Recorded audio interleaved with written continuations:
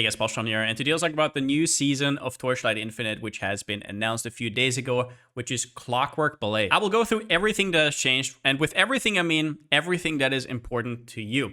Unless you are a crazy person, which I'm included, or you do this full time or whatever, I'm going to spare you looking through the patch notes because this is, I think, by far the biggest update they've ever had. Like, the amount of words in these patch notes are ridiculous. So, straight up, I wouldn't want this on my worst enemy unless you are just a freak.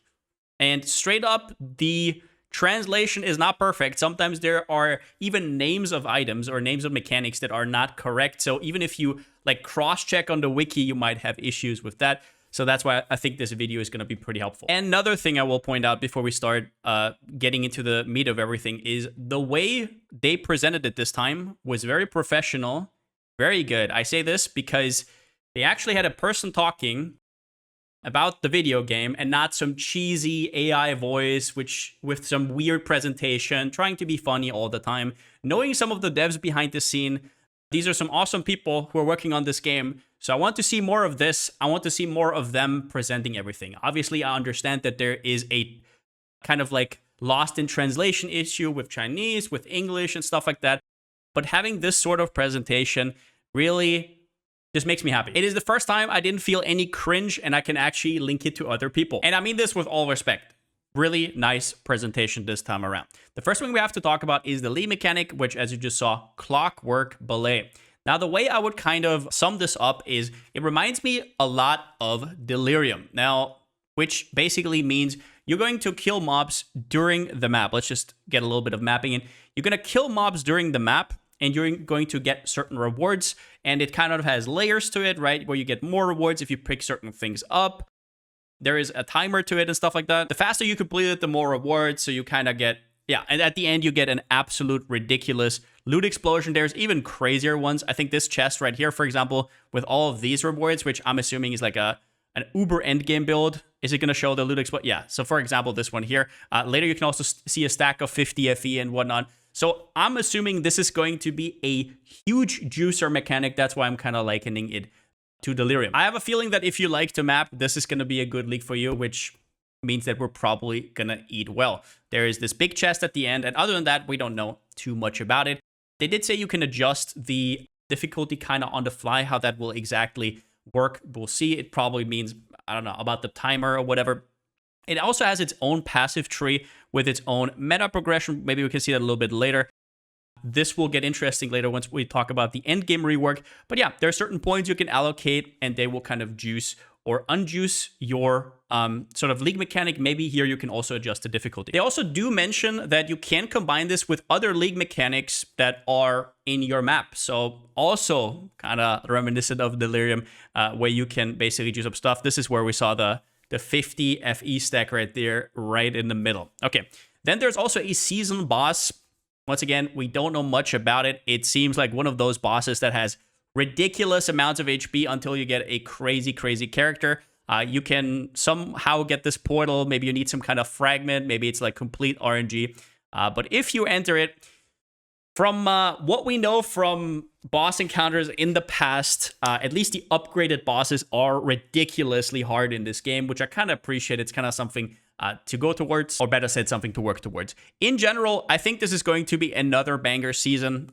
They've had just banger after banger after banger, so I don't see how this would be different. Then they show off the new hero, which is a version of Carino. It's called Zealot of War, and this one is pretty interesting. Let's look at the wiki real quick. Just so you know, the TLI wiki has been updated and everything should be in there already. You can see here, Carino, Zealot of War. So if we look at this, it revolves around also magazine capacity, and it has kind of two modes. It has the mobility mode and the annihilator mode. One is for clear, which is the mobility mode. You're going to get faster, more projectiles, and the other is the annihilator mode, which kind of turns on whenever you fight against elites, so rares or unique enemies. So in theory, this could be a really fun hero, but once again, there's a lot of bloat here that we don't really know how it's going to play together.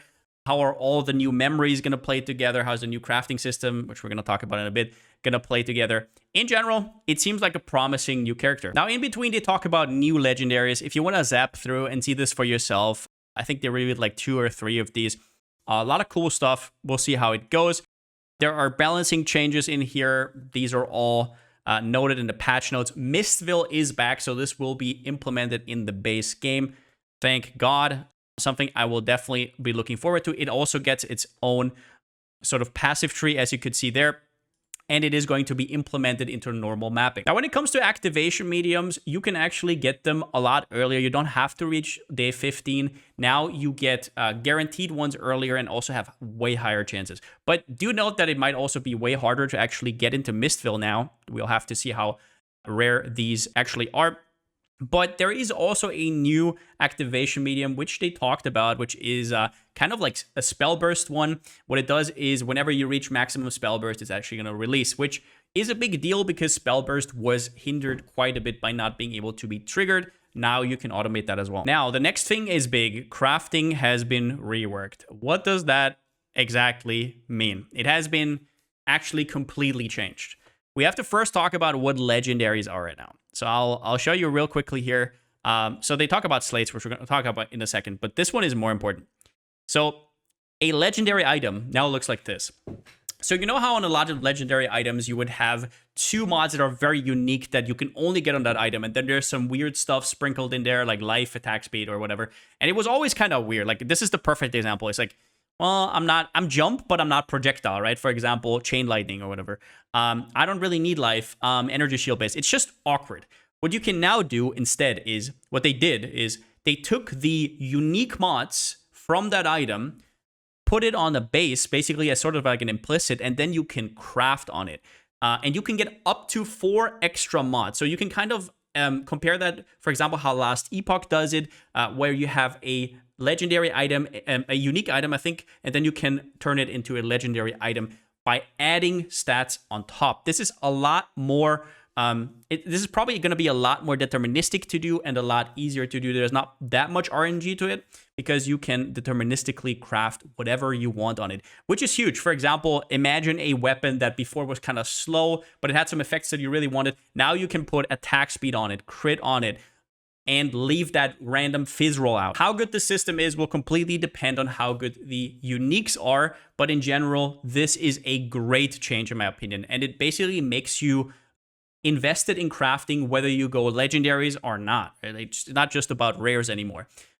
So you start with X amount of modifiers, and the amount of modifiers depends on the legendary aptitude, I think it's called, that they have right here. Yeah, this is what it's called. It can have up to 4 stars. If it has 4 stars, it means you can craft up to 4 mods on it. If it, for example, has 2, you can craft 2, and so on. So it's not just about getting legendaries, which are now going to be easier to find. It's going to be about getting that high legendary aptitude. So you can kind of upgrade your items in steps. And on that note, they did say that you can actually carry over your legendary mods, which are kind of tiered depending on how good they are, onto your new item so you don't lose mods. How exactly that will look like, we'll see, but that is going to make it a lot less annoying. For example, if you're upgrading these tier 1s to tier 0 on another base, you can carry over the mods that this one had. So that's pretty cool. And rare items also get something because rare items are a lot stronger now in terms of dream working. Now, we don't exactly know how it's going to look like, but basically the dreams are going to be way better. For example, here they're showing off +2 to all suffixes or +2 tiers to all prefixes. So it might be a lot easier to get multiple tier 0s on your rares now. So while legendaries might look OP, depending on how this gets implemented, rares might still be very competitive. Or we're going to see all legendary items like, for example, in Diablo. I hope that's not the case. We'll have to see. And at the end here, the slate system that they talked about, you now cannot run out of tries. You can try as often as you want, and you have these kind of currencies here. They said this is a lot easier to get what you want now on these slates. Do I know if that's true? Nope, because I don't know the rarity of these things, and I don't really know how it's going to work out. But if they say so, this might just be power creep again. Divinity slates are already incredible. I hope it's not pure power creep. It's just more convenient. But if we get even more power creep, well, I love the system anyways, so it is what it is. So remember how I said this game is cooking currently? Well, what they did with the endgame system, they weren't really happy with the whole deck and having your passive bonuses and your cards. What they did is, if there was like, I don't know, 20 different Atlas passive trees in this game now. So every mechanic has its distinct kind of passive tree that you can mix and match and exactly decide how you want to mix and match them. So this is apparently how it works. Whenever you complete something in the game, you get these points that you can allocate, and you can allocate them wherever you want. Talk about decision paralysis, right? Like, I mean, whatever you want. And you can respect these with 1 point down here. I don't know if this is free. I think they said it. I think it costs some kind of currency. I'm not really sure. I hope it's not too restrictive because I'm probably going to experiment like a lot. This is how it looks like, right? So these are the different passive trees. Now, until we know exactly what's going to happen, if you want to look through every single one of them, you actually can on TLIDB right now. All you have to do is go up here, Netherrealm Void Chart. That's what it is, right? So you can do Gear Talent Constellation, Legendary Gear Talent Constellation. Okay, I go in here and it's going to show me some Chinese stuff. Okay, I guess some of them have not been translated yet. 1% additional gear drop quantity. Yeah, these you can read. Okay, not all of them apparently, but almost all of them. These get data mined, right? Over time, they will be added. In general, I mean, it's just like a completely new game. I don't know what to say. The end game is going to be completely explorable again. I wasn't a big fan of the deck system in general. So this is, I'm very glad to see this. And there's also a last one that basically gets unlocked from killing bosses. It is this one right here. And it seems to just give straight up drop quantity. So completing bosses is very much incentivized, and you can kind of spec into this tree and it will give you a lot of quant, for example, without having to get it from pets. They're also reworking compasses completely. So the way I think it works right now is there's not going to be any deep space anymore. Instead of deep space, they are adding way, way, way harder compasses. So there's still the base compasses, but then on top of that, you have compasses that basically juice up your map like crazy. So apparently it could get even crazier than in deep space before, but now you can exactly tune the difficulty to your liking. And those will apparently also be on the trader, or at least I assume it will be. If not, the prices of those might get pretty rough. Now, there's also other stuff that he talks about. For example, the cube animation, you can now auto cube down here, covet. In case you guys don't see this, auto covet. You don't have to click, wait anymore, which is going to be a big deal.